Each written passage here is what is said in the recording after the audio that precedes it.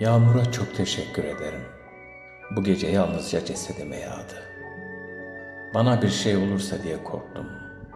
Seni birkaç saniye düşünürsem, düşünürken üşürsem diye korktum. Oturup siyah portakallar yedim.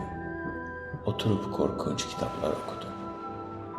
İçimde bir sıkıntı gibi cinayet, içimde bir sığıntı gibi telaş, içimde felaket gibi bir merak. Hislerimin uzağına düştüm, şimdi çok üzgünüm. Şimdi çocukluğumun da uzağına düştüm.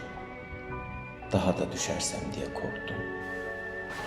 Seni birkaç saniye düşünürsem, ay kıvrılırsa diye, kan kıvrılırsa diye, can sıçrarsa diye ölürken bir yerlere, daha da ölürsem diye korktum.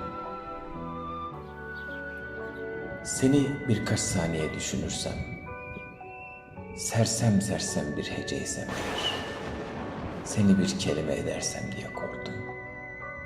Seni kötü bir cümlede kullanırsam, adını söylerken takılırsam, yanlış telaffuz edersem, böyle bir günah işlersem Tanrı affeder diye korktum. Yağmura çok teşekkür ederim. Bu gece yalnızca bu şiire yağdı. Sağ ol aşkım, sağ ol kırık kolum. Kesik bileğim, kırık yüzüm, kesik geleceğim. Kırık sonsuzluğum her şeye rağmen, yağmura bulanmış güzel bir yazdı.